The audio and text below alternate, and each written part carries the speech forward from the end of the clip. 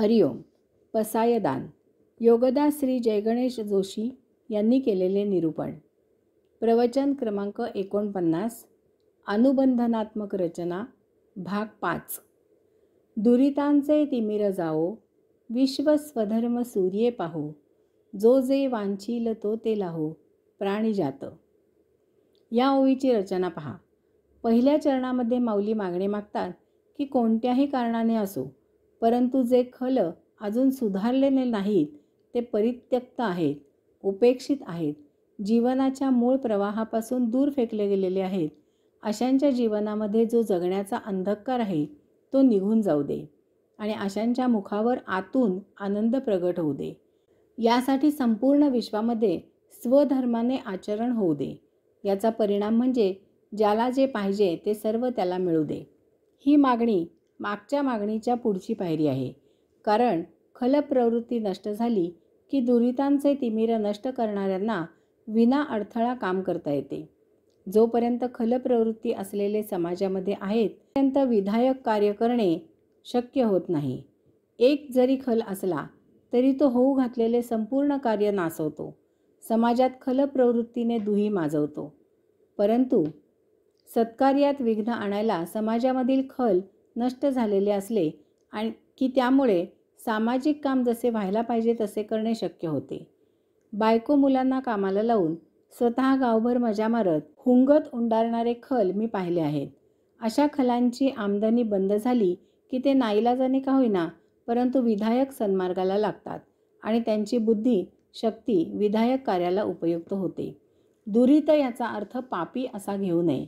दुरित याचा अर्थ आहे सर्वसाधारण ज्या रीतीने पद्धतीने वर्तन केले जाते किंवा करायला पाहिजे त्यापेक्षा निराळ्या रीतीने पद्धतीने वर्तन करणारे लोक, किंवा सर्वसाधारण ज्या रीतीने पद्धतीने घडते किंवा घडू नये अशा प्रकारे वर्तन केलेले किंवा दुर्दैवाने असे वाट्याला आलेले किंवा असे घडलेले लोक. यात त्यांच्या हातून पाप घडतेच असे नाही. देशाची सेवा करताना वीरमरण आलेल्या सैनिकांच्या दुर्दैवी कुटुंबियांनी काय पाप केले? जन्म होताच जनक जननीकडून कचऱ्यात फेकलेल्या अर्भकाने काय पाप केले? लैंगिक बळजबरी झालेल्या आणि त्यामुळे समाजाने टाकून दिलेल्या स्त्रीने काय पाप केले? अपंगत्व आलेल्यांनी काय पाप केले? असाध्य रोगाची शिकार झालेल्यांनी काय पाप केले? अकाली नवरा मृत झालेल्या स्त्रीने काय पाप केले? असे अनेक प्रकारे हे जीव समाजापासून दूर फेकले जातात. असे दुरित समाजापासून दूर गेलेले असतात. याला या जन्मीच नव्हे तर बहुतांशी पूर्वसुरीची पूर्वजन्मीची वर्तणूक कारण असू शकते. समाजापासून दूर झाल्यामुळे त्यांची त्यांना ठेच लागून शिक्षा झालेली असते. त्यावर फुंकर घालून ती त्यांची जखम चिघळू नये यापेक्षा पूर्ववृत्त न बोलता त्यांना समाजाच्या मुख्य प्रवाहात आणण्याचा प्रयत्न करावा. तेथे तिमिर म्हणजे काळोख याविरुद्ध सूर्य असा शब्द योजिला आहे आणि हा सूर्य स्वधर्माचा आहे. तसेच असा स्वधर्म जोपर्यंत आकाशात सूर्य आहे तोपर्यंत टिकू दे असे म्हटले आहे. असा स्वधर्म टिकला, आचरणात येऊ लागला की जो तो त्याच्या संचितात जे आहे तेच उपभोगू लागतो. अशाला अन्य उपभोग आकृष्ट करत नाहीत.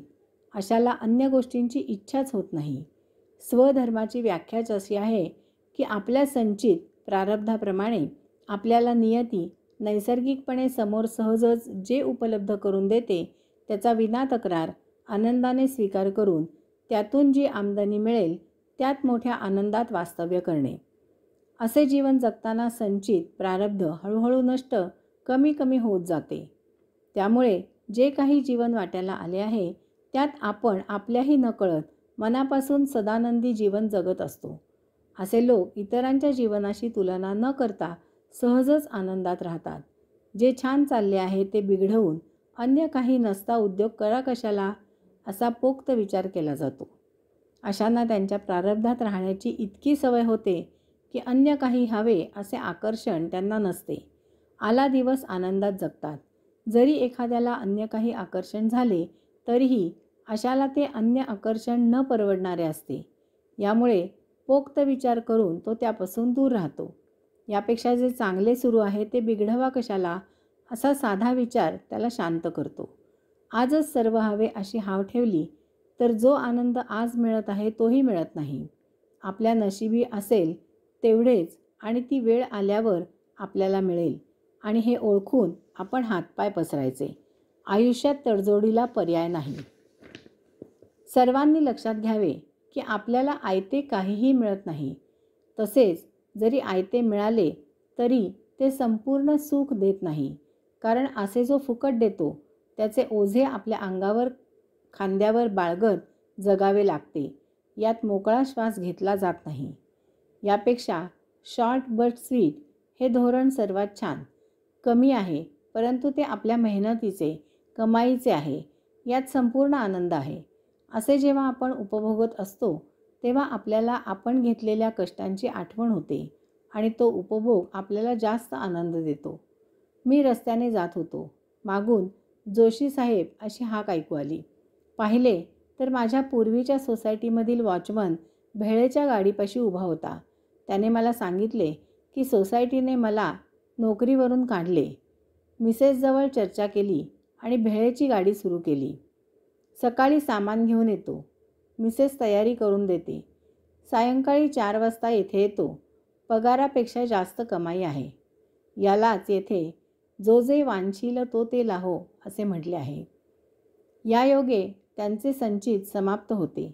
अशांना त्यांच्या प्रारब्धाप्रमाणेच जगायची इच्छा होते. यामुळे त्यांना त्यांच्या इच्छेने सर्व काही मिळते. ते मोठ्या आनंदाने नैसर्गिक जीवन जगत राहतात. या अशा मागण्यांमधून माऊलींच्या चौथ्या मागणीचा उदय होतो. हरिओम.